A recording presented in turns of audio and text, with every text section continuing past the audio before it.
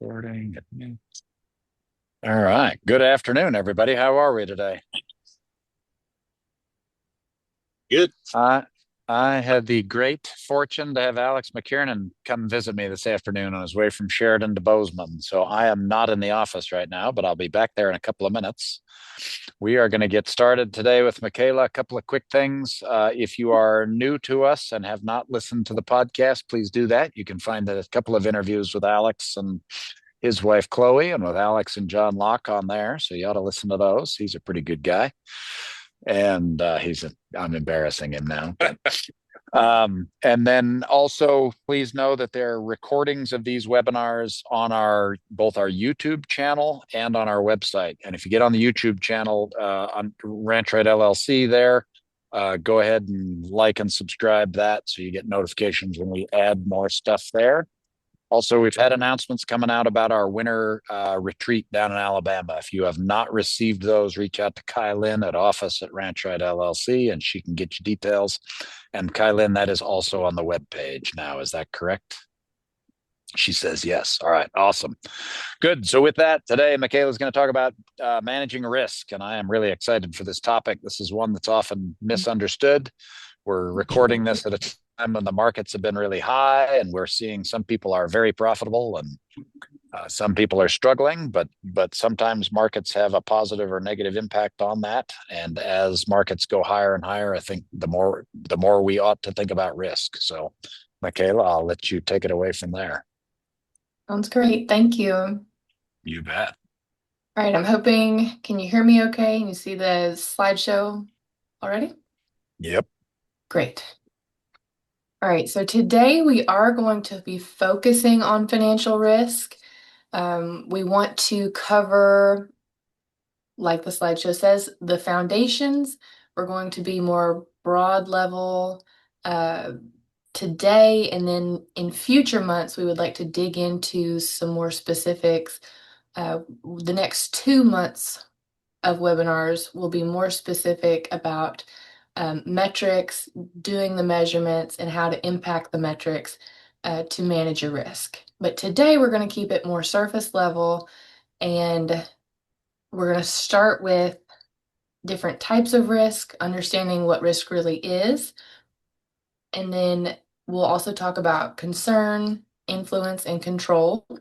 The ideas made famous by Stephen Covey in his book, The 7 Habits of Highly Effective People. We'll also be talking about obligations versus capacity. Those are 2 words that you'll hear me say a lot today, but we'll dig into that later. And then finally, we're going to talk about metrics for measuring and understanding and managing risk. And if at any point in today's presentation, if you've got questions or comments, please feel free to just jump in. Conversation always makes it more entertaining and more helpful to make sure that we're getting these ideas conveyed correctly. So we'll start with what is risk. If you just type this into the Google search, you're going to get a lot of scary definitions. Things like exposure to danger, the possibility of something unpleasant or unwelcome, the possibility of financial loss. But I would like to take a little step back. Like, risk is an important thing, and um, I don't want to minimize risk, but I do want to just understand that risk is really just the chance that results will be different from our expectations. So we all have a general idea of what we want to accomplish with our business. Risk specifically is anything that could come along and change the results we're expecting. So why should we take risk, or should we at all? If we want to know exactly what to expect, we should put our money in a savings account. We know the principal will not decline. You could check your balance every day from now until, 30 years from now, and it would be the same. But that is not necessarily a good thing, right? We know that the principal will not decline, but it also will not grow. And particularly, another thing that we know is that inflation will happen. The cost of living will go up, and if we keep our money in a savings account where there is no risk, we know that our money will shrink compared to the cost of living. So, is risk a good thing? I'm going to say it's not necessarily a good thing or a bad thing. But if we avoid risk completely, we also avoid opportunity. So our goal is not necessarily to avoid risk. Our goal should be to take the right types of risk in the right amounts and with the right strategies in place so that we can manage that risk and make it useful in our operation. We're specifically trying to make our operations strong enough so that when risks occur, and they're guaranteed to occur, um, we will be able to absorb those shocks and also, like we're talking about here, take advantage of any opportunities because risk is just that unexpected change. It could be a good change, it could be a bad change. Either way, we want to be ready to handle it. Now, we're getting into the circles of concern, influence, and control. And again, this is not our idea, this is Stephen Covey's idea. But I find it so useful, particularly when we're talking about something like risk that is mostly out of our control and has a large effect on us and our business. I think it's really great to remember that we have these different realms that things fall into. So, for example, this largest circle of concern contains everything that you care about and everything that affects you in some way, but you have no control over or influence over. So, I'm sure you can think of examples, and we'll go over a few more examples later. But this circle of concern is everything that you're concerned about, everything that has an impact on you. Within that, we have a circle of influence. So, some of these things that we're concerned about, we may not be able to control them, but we might be able to have an effect on them over time. Usually that's through your actions, your relationships, your decisions. Um, a lot of times these are other people, right? We can't control other people, but we have a significant influence on them. So again, we'll get into some more specifics of what falls into this category in a minute. And then this last circle is going to be our circle of concern. I'm sorry, our circle of control. These are things that we have a direct authority over. So your thoughts, your actions, your attitudes, your choices, these largely fall into, these are mostly like us, right? Like our mentality, our attitude, the things we do on a daily basis. So we're going to get into some examples of those too. But in terms of risk, bringing this back to our main topic today, managing risk is not controlling risk. Risk is never going to fit into this little circle of control. If we were in control, there would be no risk, right? Like it's the definition of risk is that it's things that are unexpected. As we talk about different types of risk today, let's also try to remember that we have this circle of influence and circle of control. That's where the management of risk is going to live. So we're specifically going to look for outcomes we can influence and choices that we control. All right. Any questions about that before we get into the types of risk?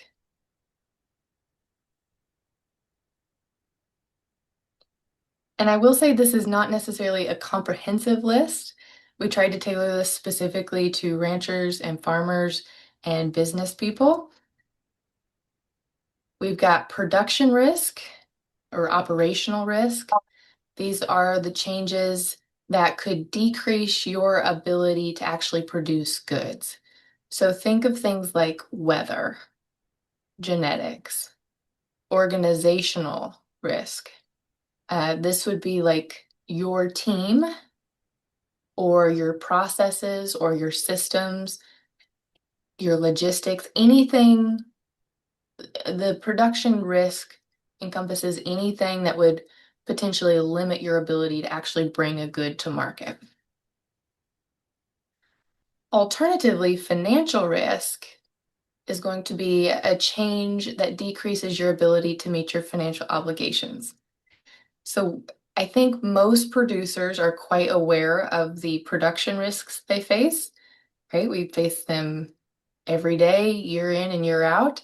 We get used to looking for those things and used to managing those things.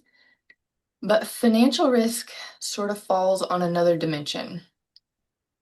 We have to be able to produce a good, but we also have to be able to convert that good into cash and create a profit when we're doing that and build equity.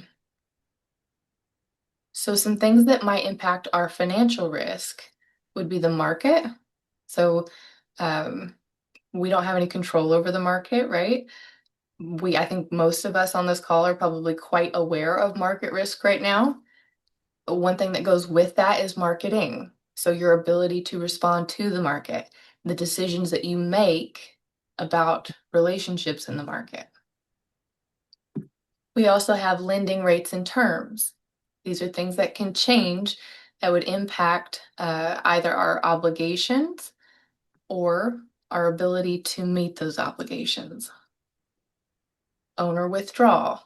Now, this is something that I think can fit both into something that we can control and something that can be a risk. So think of things like medical bills or your truck goes down, you have to buy a new truck. Like anything that you may not see coming or may not be planning for that would increase the withdrawals you need to take from your business. Debt load.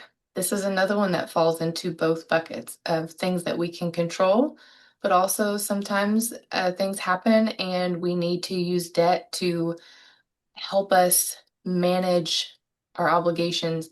For example, like the truck breaking down. If you had to buy a new truck, you might choose to buy it in cash, but it might make more sense to term it out. The point is just that while those things we can control to an extent, we should be aware of financial risks that impact these. And then the last example I'll give right now is just unturned inventory, or one that's really similar to that is accounts receivable that aren't collected. So anything that, like at that point, you've made the sale, you've made the profit, but you have to bring that cash in. Otherwise, you still can't use it to meet your financial obligation. Or in the case of unturned inventory, you may have a lot of inventory, but some sort of economic condition prevents you from selling it as quickly as you want. All of these things can change your ability to meet your financial obligations.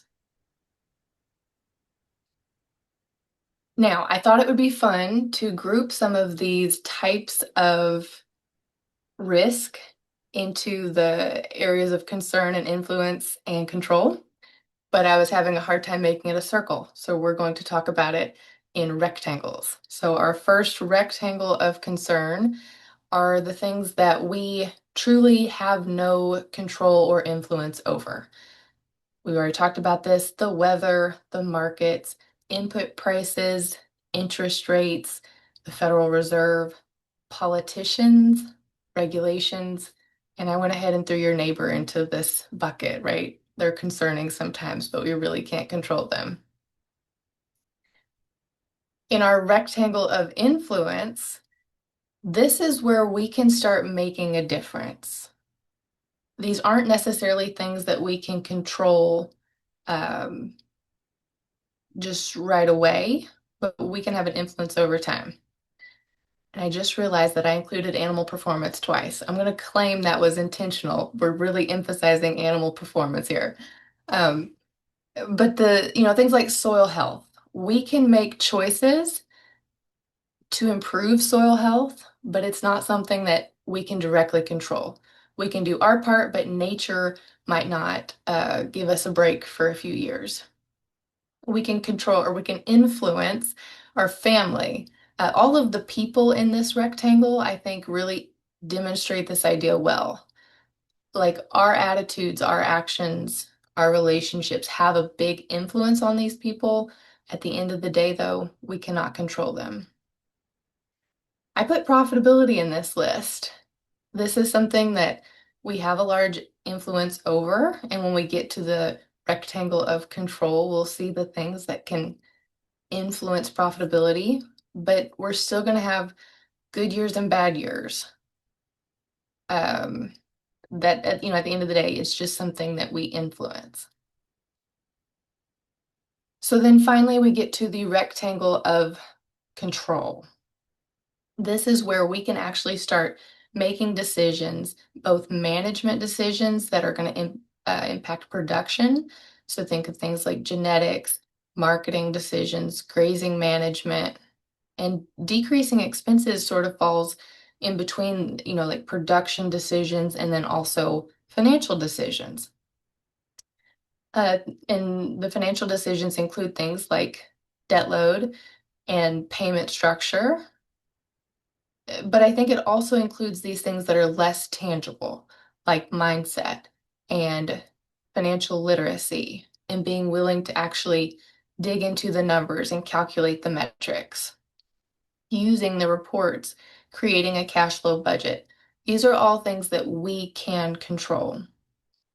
And this is where risk management really lives. All of these things are the things that are going to help us strengthen our business, make our businesses more resilient, both from a production standpoint and a financial standpoint.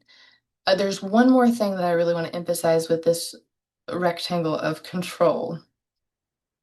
It's also where the slight edge lives. So if you've been on these webinars very long, I'm sure you've heard us mention the slight edge. This is a book that is not very long, and I would say that it's 100% within our control to go get a copy and read it. And it really is all about everything that's in this area of control. It's about how the choices we make, no matter how small the choice, is going to compound over time. Like the daily decisions that we make that will make our business sharper and stronger and more resilient and more profitable. When we compound those things over time, like over your lifetime, over your working career, we see a huge difference. So I just want to emphasize that this is also where the slight edge lives, and highly recommend that book. Today, we are going to focus in this rectangle of control, and we're going to focus more on this side with the financial risks and our ability to manage those with financial literacy. So you've heard me mention obligations, financial obligations, and the ability to meet those obligations quite a few times already. And I apologize, I'm going to say them a lot more going forward. But whenever I think of financial obligations and the ability to meet them, I always think of a scale. On one side, we have obligations, and I think of these as anything that we have to pay to stay in the game. So think of things like operating expenses, purchases, debt payments. These are the things that we have to be able to pay if we want to continue to operate our business another day, another month, another year. On the other side of the scale, we have capacity. And like I've been saying, this is your ability to meet your obligations. We've just got an official word for it now. We're calling it capacity. So how does this relate to risk? Financial risks are the unexpected changes that could make our obligations outweigh our capacity. So think of it as anything that might weigh down your obligations. And this is a little counterintuitive, right? Because when something weighs more, it goes down. So bear with me. As our obligations get heavier, so our operating expenses, our purchases, our debt payments, as those things grow and get heavier, we have to have more capacity to meet those obligations. And the reality is that risk can act on both sides of the scale. It can weigh obligations down, but it can also decrease our capacity, meaning that our capacity doesn't have enough weight to actually offset the obligations. So, we're going to go over different types of capacity and break that down more, but I'm sure you can already think of some things that would decrease your income, decrease your cash, decrease profitability, all of the things that we use to meet those financial obligations. So when we talk about managing financial risk, and this is if you take only one thing from the presentation today, I would like for it to be this thing. Managing financial risk doesn't have to be overwhelming and scary. Managing financial risk is just making sure that our obligations never outweigh our capacity. We've got a couple different ways to do that. The two obvious ones, we can either reduce our obligations or we can increase our capacity. And there's different, we're going to go over a few different buckets as far as like how these obligations and capacities spread out over time. But generally speaking, if you're feeling overwhelmed by financial risk, or if you're wondering how much financial risk you have, on the most basic level, if you think about your obligations and whether or not you feel like on a day-to-day basis or even a year-to-year basis, if you're struggling to make those payments or struggling to make ends meet, the financial risk that you face is anything that could throw that off so that you're no longer able to make ends meet. If that's the case, and for the rest of this talk today, we're going to be talking about ways to reduce obligations and or increase capacity.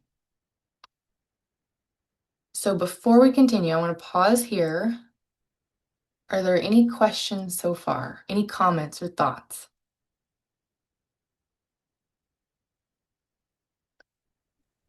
Kayla, can you repeat the name of the book that you mentioned? Yes. The Slight Edge is one.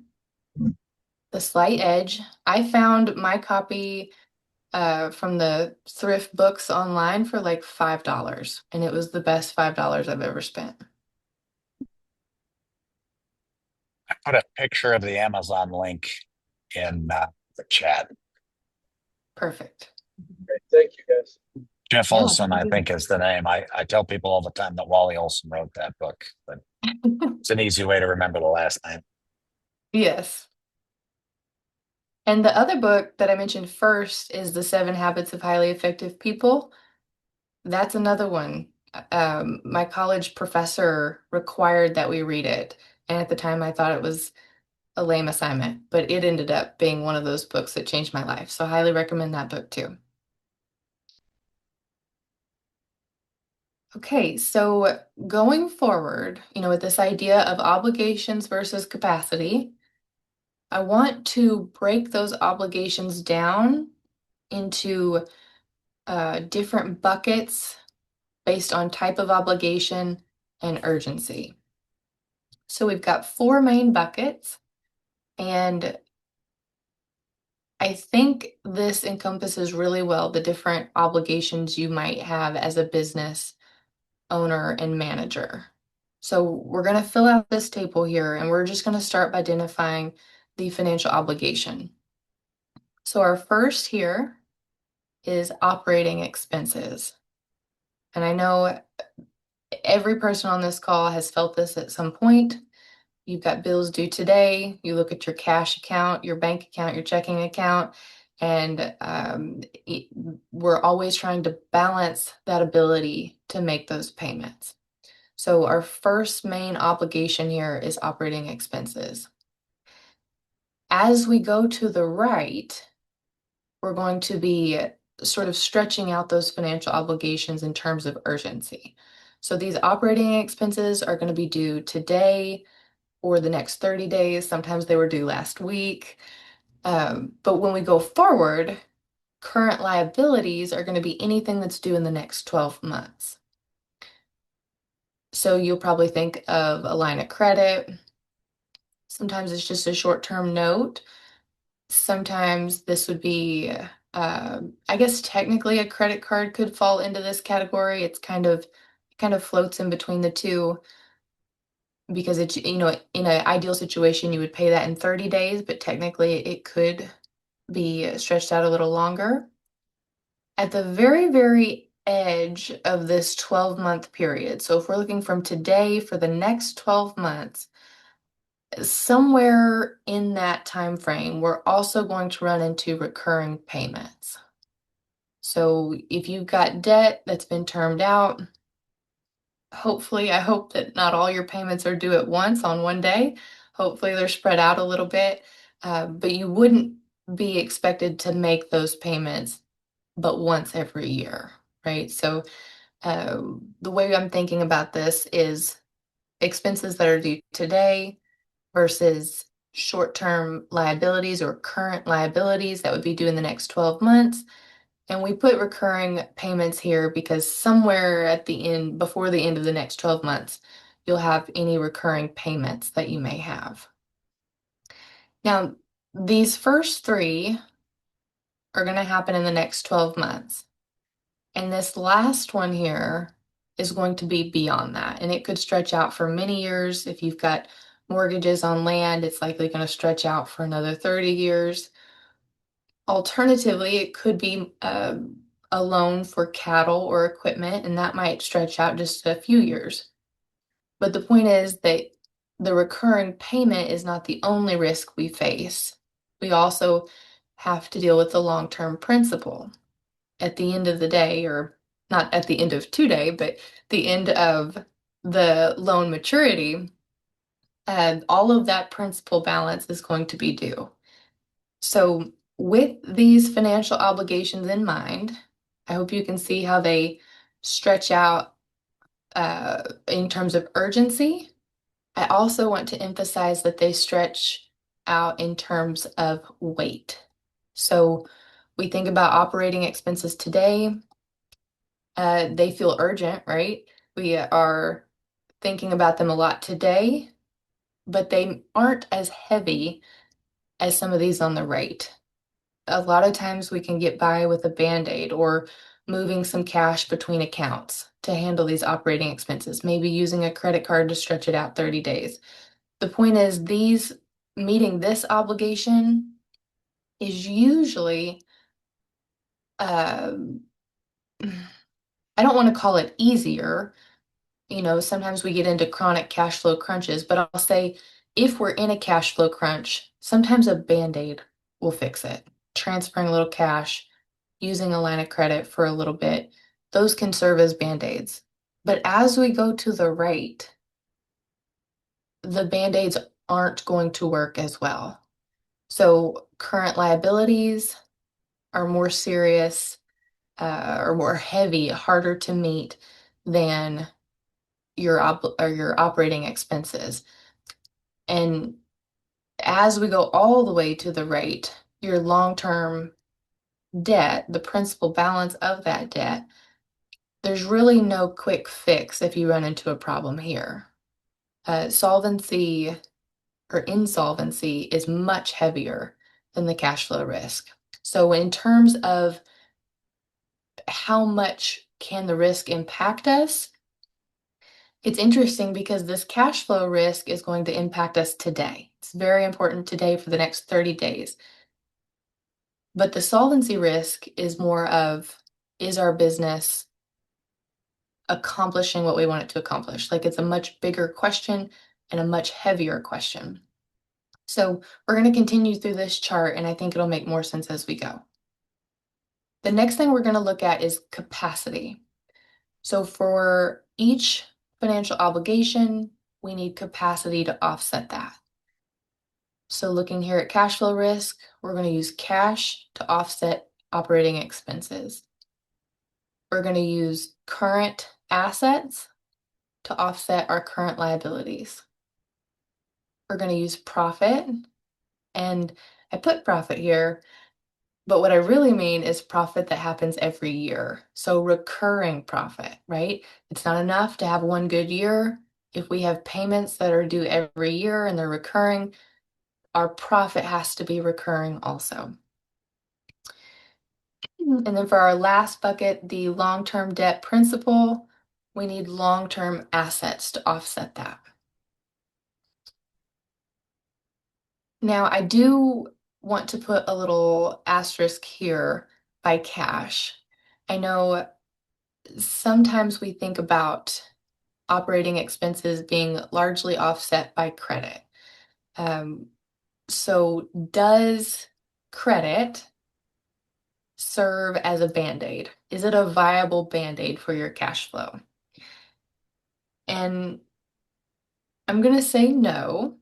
I'm going to say technically you can use your line of credit to increase your cash balance here and help you cover expenses.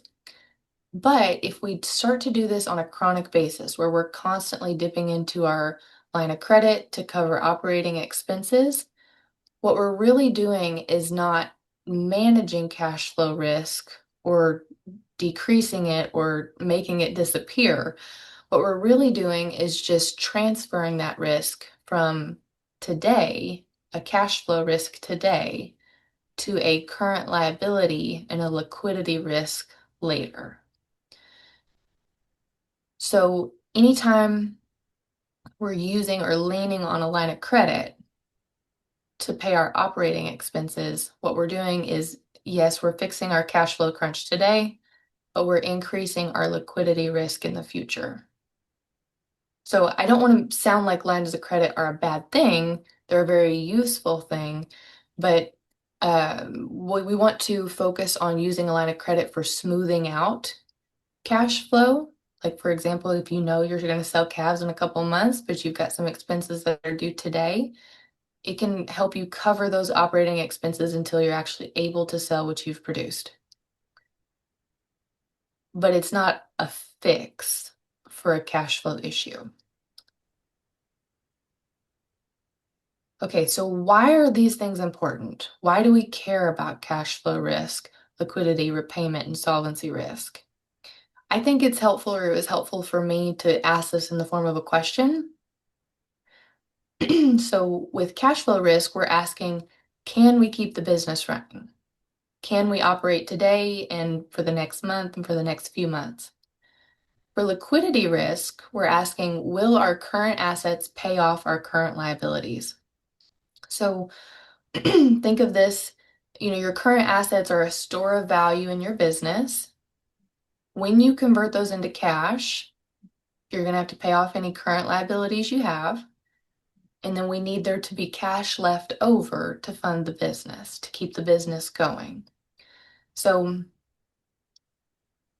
we need to see equity in our current assets to manage our liquidity risk. For repayment risk, do we produce enough recurring profit to make recurring payments? We've talked about that. And for solvency, this is a really important question. The first part of it's more important for the bank, but the second part of it's so important for us. So do we have enough equity to secure our long-term debts? Any lender that you have is going to make sure that that's the case. But I also want to focus on this for our own future. Do we have enough equity in the business to secure our future?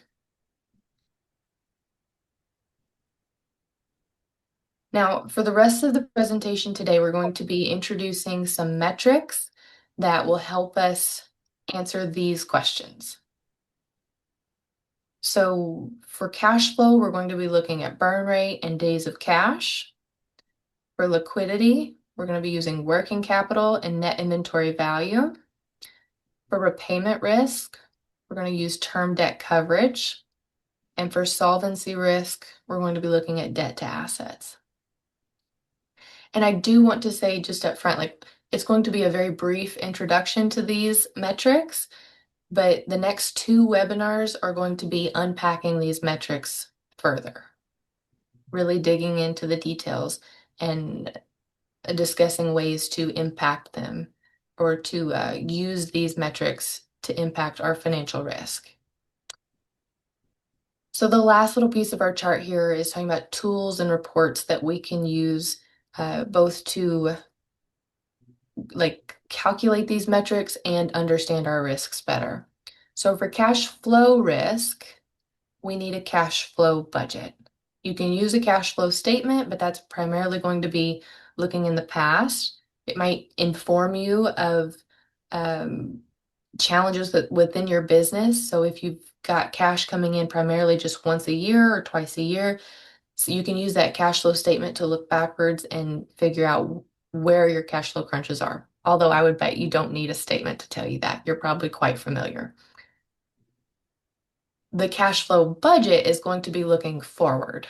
So you'll have your expenses plugged in, your payments plugged in, and it's going to tell you ahead of time when your cash is going to get low. It's an extremely valuable tool for managing cash flow risk. The balance sheet is where we find current liabilities and current assets. So it makes sense that we're going to use the balance sheet for these two metrics. The repayment risk, we're going to be using a combination, primarily the profit and loss. And then we'll also be looking at the balance sheet for, to get your payments, to calculate your payments. And then lastly, the solvency risk, we're going to be using the balance sheet again. And this time we're going to be looking specifically at long-term debt and long-term assets. All right, any questions here before we move on to metrics? Or any thoughts? I'll be honest, as I was putting this together, I had a lot of conversations with myself and just thoughts about how all these things flow together. It's kind of amazing how they all connect. And I'm still unpacking that myself. So if you've got any thoughts or questions or comments, I'd love to hear.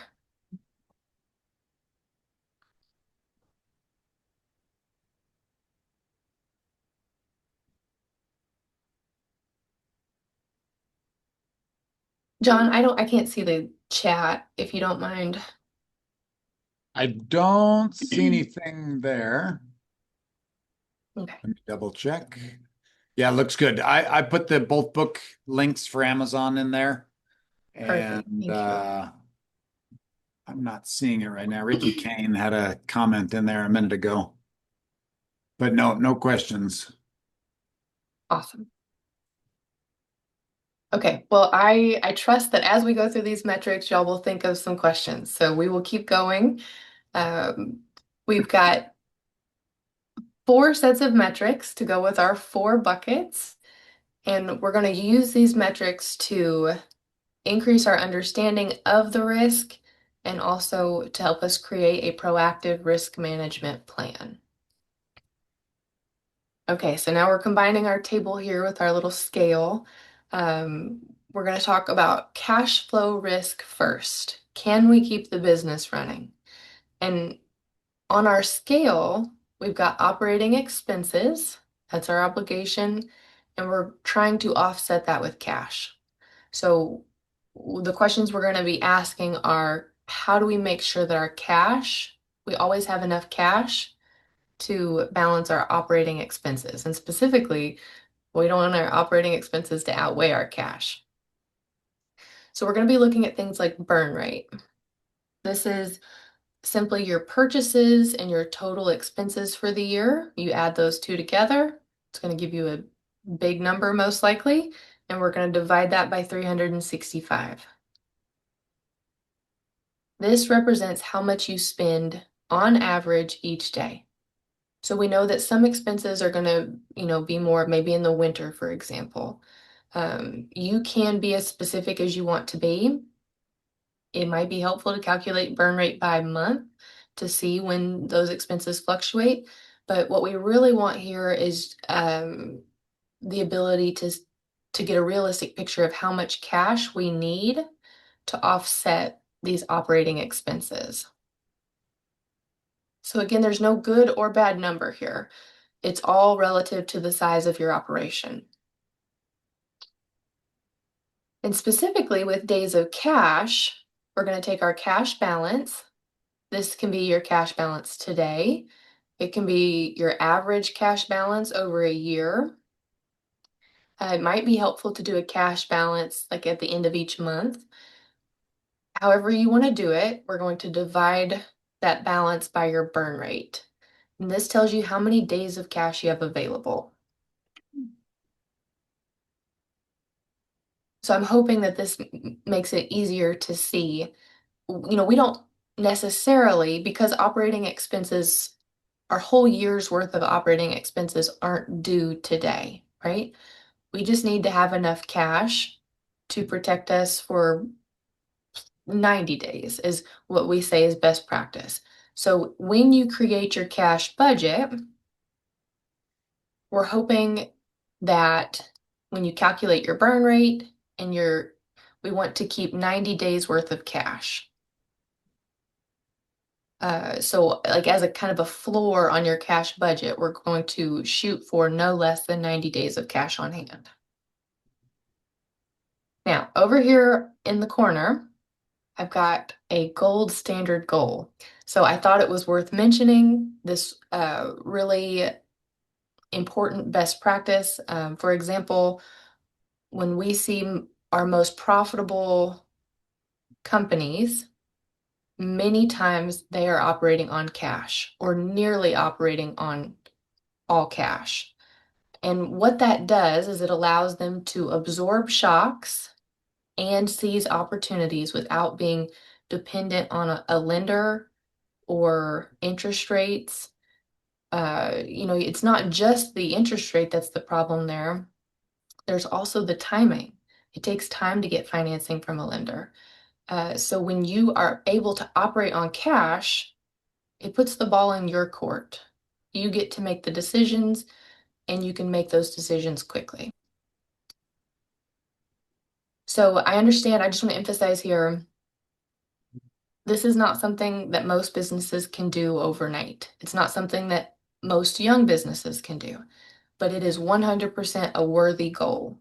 So if this is your goal, pick a percentage and work towards that, or pick a days of cash. If your days of cash right now is like 7, like you're gonna run out of cash next week, then set a goal of having 30 days of cash. And then once you hit that goal, set a goal of 60 days of cash.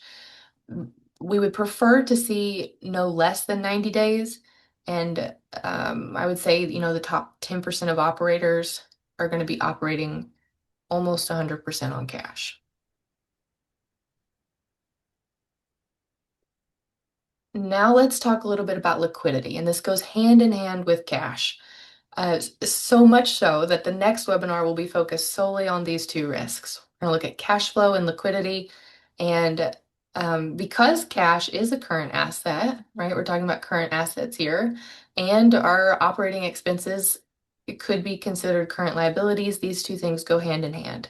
The main difference is now we're talking about a 12-month horizon versus, an immediate horizon, things that are due now. So again, like we talked about earlier, we have credit on one side, current liabilities on this side. We want our current assets to always weigh more, always be greater than our current liabilities, so that when we subtract our current liabilities from our current assets, our working capital is positive.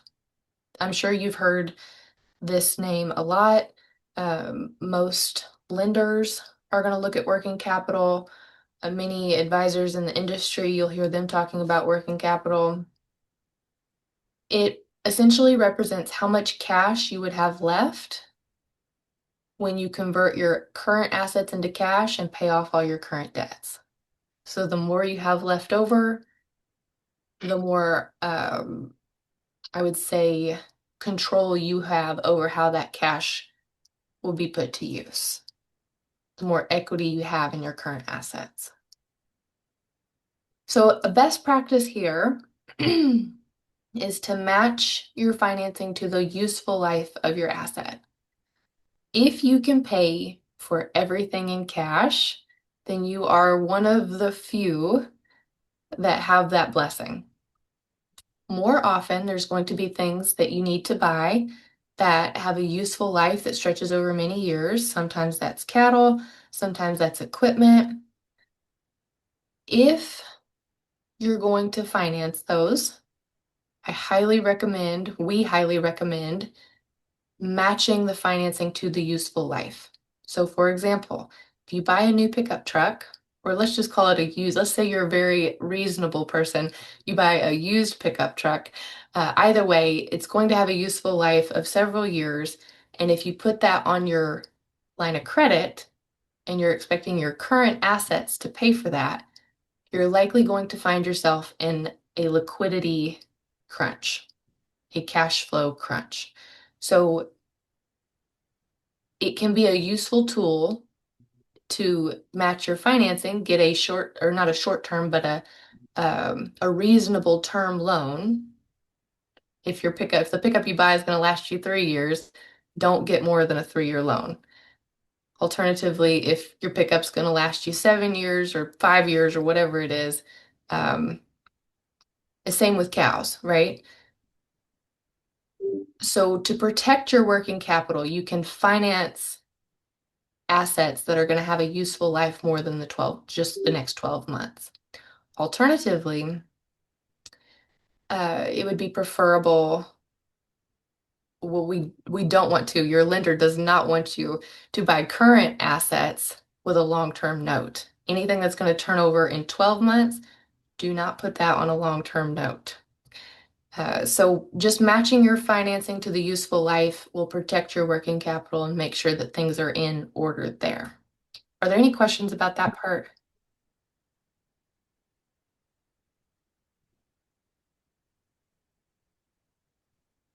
The next metric we're going to look at is net inventory value.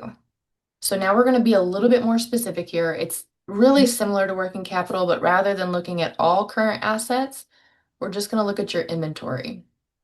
And rather than look at all current liabilities, we're just going to look at the financing that you use for your inventory.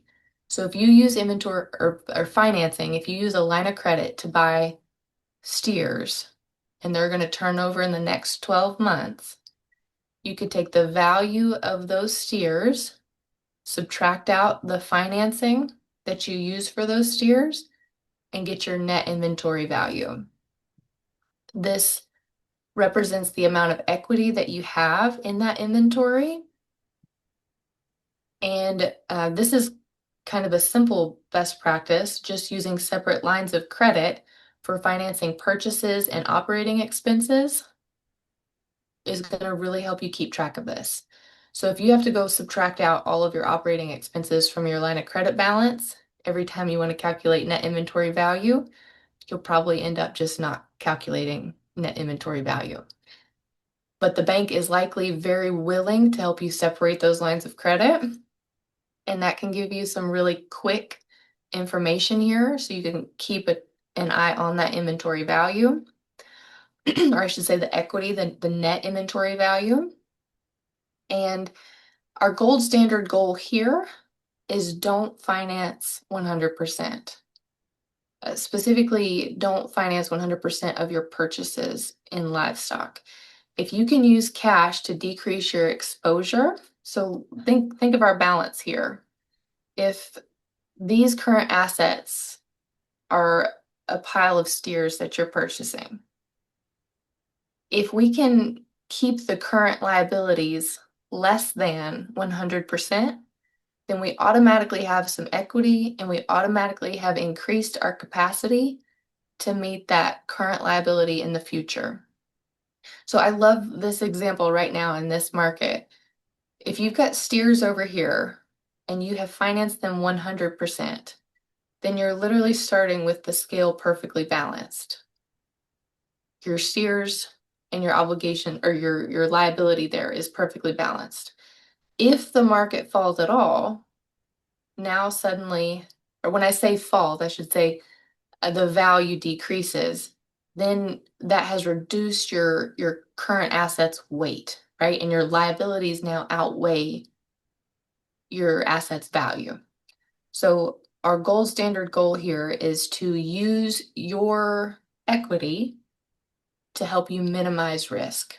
And I would say, if you wanted to purchase 100 steers, but that would require 100% leverage. Alternatively, if you had enough money to buy 20 of those steers or even 30 of those steers and just finance the other 70, that would give you 70% financing and 30% equity, which is going to significantly help you absorb any market shocks. Any questions about that? It's super relevant in today's market. Hey, Michaela, I was not on for the net inventory value, the inventory value minus the financing for inventory equation. Mm-hmm. The inventory value, do you do that? Do you do that on their current value as of today, or would that be like value? If I bought steers and I plan on selling them next fall, is it going to be their projected value for next fall? It's a great question.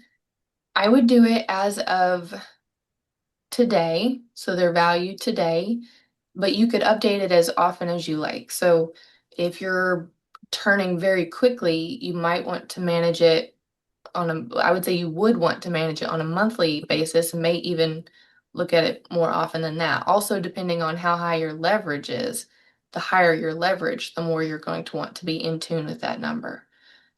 John, do you have any best practices for how often you would value inventory in that situation? We talked about this a little the other day. I really use that at the time of purchase, Andrew. Okay. And then I don't worry about it too much after that. The idea of having the buffer is that, if the market were to drop, for example, you've left yourself some room. If there was significant market change, I think I would continue reevaluating. Right. That said, when I go to let's say I make, sequential purchases. So I make a purchase in January, purchase in February, purchase in March. I'm probably going to use, when I'm making the purchase in February, I'm probably going to use that current purchase against the financing, but I'm also going to look at the whole picture. So I'm going to look at the calves I bought in January. What are they worth now? Where am I at that way? And then reevaluate with the February and the March calves with each purchase. I don't want to get that too complicated. So I think really just focusing on time of purchase is the best place to start. Okay. And really, that's the time you can do something about it. Does that answer your question? Yeah. Yep. Thanks. It's a really good question. We've actually debated that amongst our team some because you can imagine this changes over time, right? Buy them at 400 pounds. By the time they get to 800 pounds, there's a substantial difference. Right. Yeah. Most importantly, I don't want to get to the end and not have any money to keep. Very good question. What about if you've got, say, like a owned cow herd that's not financed, and then you're financing steers or heifers or whatever? How does that play into it? Does your owned cow herd go into the total inventory value or no? My initial answer is it depends a little bit how you want to use your cows. I think it's important maybe to calculate like your, I would think of it two ways. So if you've got financing on the long-term inventory and you don't intend to sell your cow herd in the next 12 months or turn them over, then I would definitely want to include, just match it, right? So if you're including your cow inventory value with your current market livestock, make sure you're including all debts. So any fixed debt, long-term liabilities, and any current liabilities. If you're looking at just current liabilities, financing current market livestock, that would be the calculation I'd be most concerned with. Because here again, with liquidity risk, we're really just trying to match our current assets to our current liabilities. John, this is another thing we've debated. Do you have any? Yeah, again, I go I back was just to wondering. good. I was just wondering if if you have an owned cow herd that is not financed, does that offset taking out a line of credit for the short, a shorter term steer deal or whatever? In all reality, the answer is yes. And I think I've said this before on here. I know I've said it on the podcast. Ultimately, we just all the debt gets lumped together. Yeah. Right. You can say, well, I financed this with this loan. Yeah, kind of.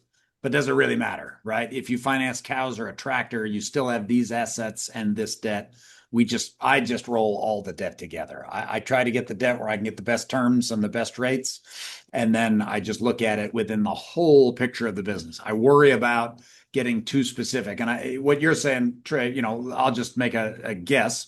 Trey's got a herd of cows, a herd of sheep. They're paid for. I want to go buy some yearlings. Can I afford to be more leveraged on the yearlings? Well, absolutely, because we're not counting the unweaned calf crop off the cows against those yearlings. So again, I just want you to look at it holistically, and we don't want people to be too aggressive, but there's no need to sort of cut it too fine either. Yeah, that's what I was getting at. It's a very good question, especially now. And it's also really important to recognize your own risk tolerance within that. So in that example, Treg, if you've got a paid for herd of breeding stock, but you want to go buy market stock that you're going to turn over in the next 12 months, you would want to look at your own risk tolerance. And it's still a good idea to leave some buffer there to absorb changes in the market. Yep. Okay, let's add that if you're in a really good debt position now, we're not against adding debt, but it's a great time not to put yourself in a bad debt position. That's right. And that's okay. So these next two slides, we're going to be talking more about long-term debt, which is particularly important to look at right now because the two types of risk that we looked at previously, cash flow and liquidity, those are short-term, less time exposure, right? But if we're talking about taking on term debt right now, we're talking about locking ourselves into a recurring payment obligation. We have significantly more time for those risks to impact us. So specifically, what risks could decrease our recurring profit?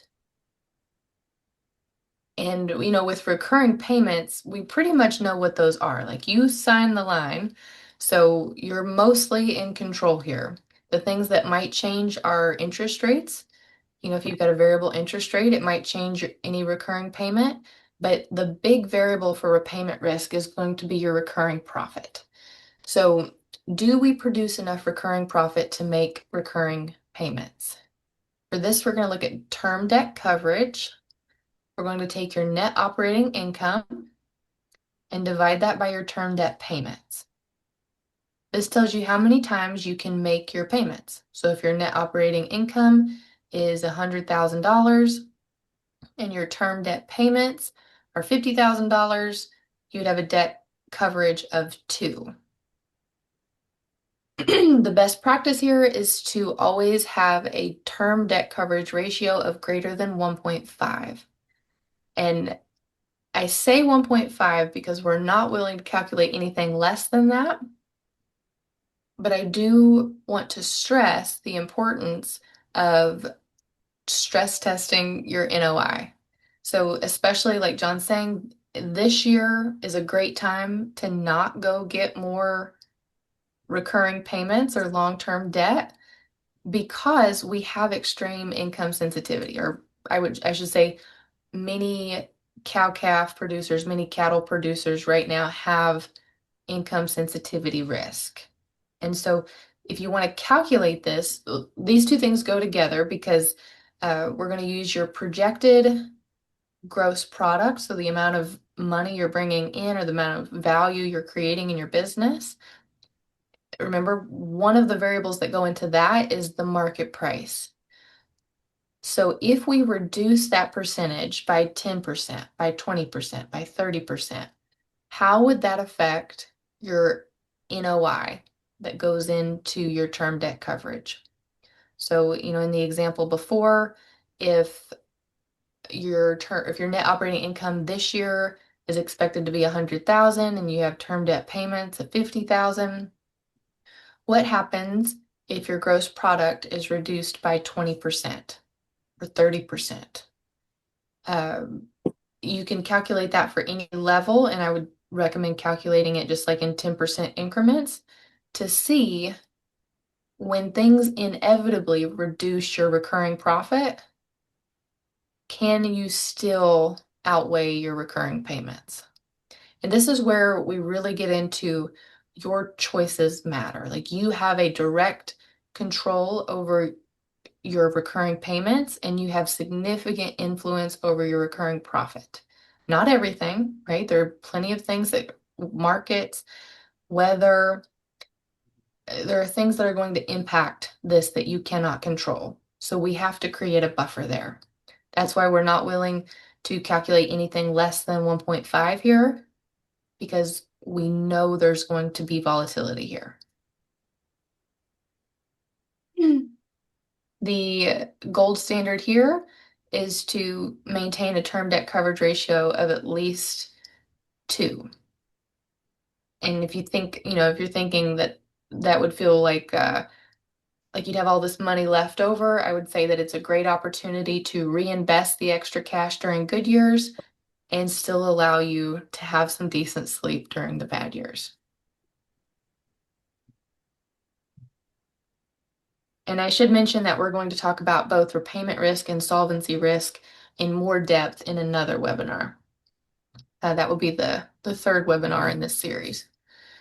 So with solvency risk, this is our last metric. Do we have enough equity to secure our debts and our future? This is all your long-term debt and all your long-term assets. You're just going to take your total. Well, you can do it 2 ways. Here I have long-term debt and long-term assets. You can also look at total debt and total assets. This tells you what percentage of your assets are financed and gives you an idea of how much equity you have in the business. A best practice is no less than 50%, meaning if you have like every dollar's worth of assets you have, 50% of that would be leveraged.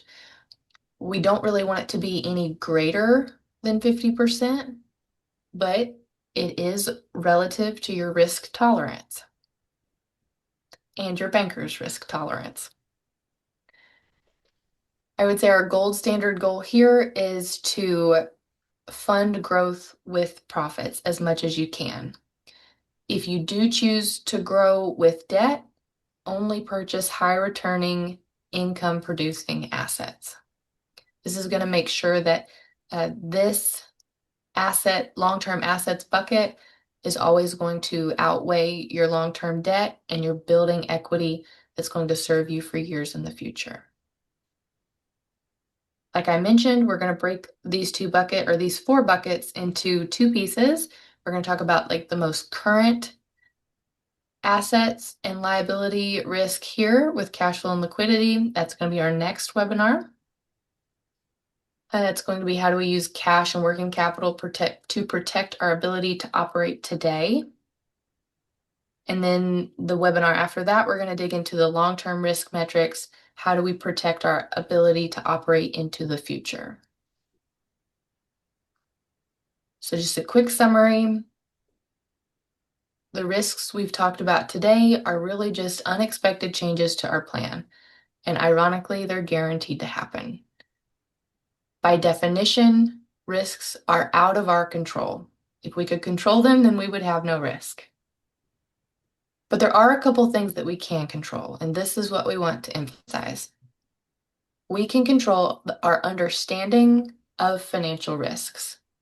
And, just by participating in these webinars and asking questions, you're already taking control of this. The next thing we can do is use these metrics to create a proactive plan, and then we can have a disciplined reaction when risks occur or when those unexpected changes happen. Finally, I just want to remind the one key takeaway today, the most important thing, is that financial risk management doesn't have to be overwhelming and scary. It's really just proactively reducing our obligations and building up our capacity so that our capacity is always greater than our obligations. This allows us to absorb shocks and seize opportunities and make sure that our business continues to operate year after year and serves us well while we go through our working life.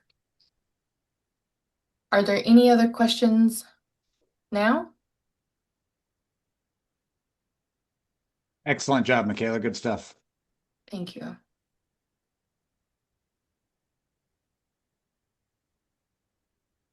If you do have questions and if you would like to dig into any of these metrics specifically, please reach out to our team. We can calculate these things for you. We can unpack them for you on a more personal level.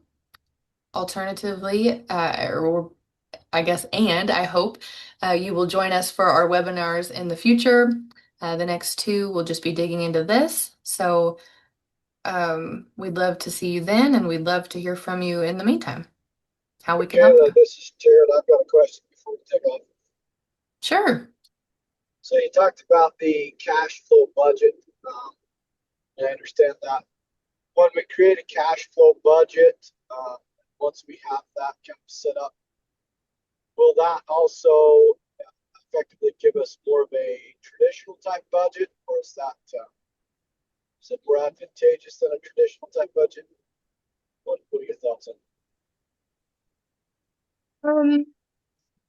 I think it would be pretty similar to a traditional budget, at least for businesses. Like, it's not one of those deals where we're gonna put money in an envelope and only let you spend $10,000 on cash or anything like that. Like, it's gonna be more of a flexible, proactive type of planning. If you can predict out your revenue, predict the sales you'd like to make, the purchases you'd like to make in terms of livestock, then we're just going to fill in the blanks for direct cost and estimated overheads. And what we really want to see is that ending cash balance, the projected ending cash balance. And that allows you to see, will I need to have some credit availability? Can I pay down my loans? It just gives you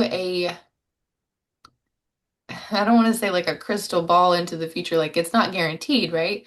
But it's going to be an ever improving projection. As we get closer to those months going forward, we can see closer. Do we think we'll run out of cash? Will we have extra cash? That sort of thing. So does that answer your question, or are there any more specific pieces? I think that answered the question well. Okay. Can I add? Go ahead, Jared. No, go ahead, John. Well, I was going to say the one thing I would add to that is there are obviously a few different ways to calculate your finances, right? And one of them is much more in line with the way we do our P&L when we're doing backwards looking reporting.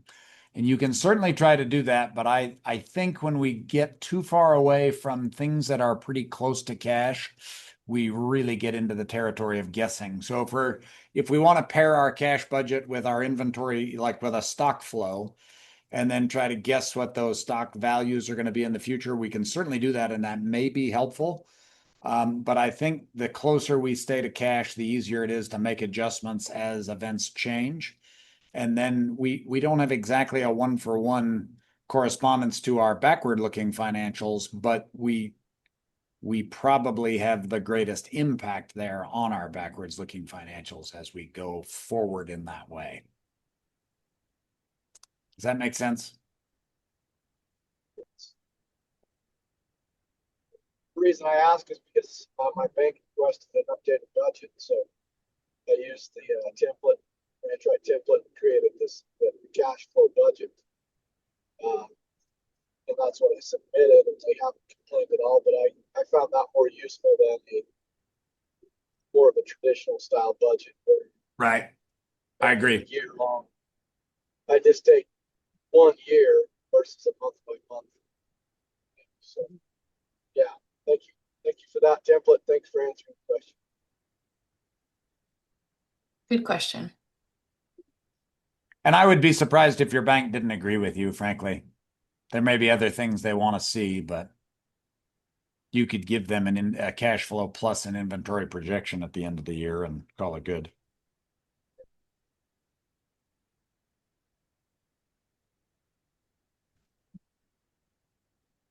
Cool. Anything else?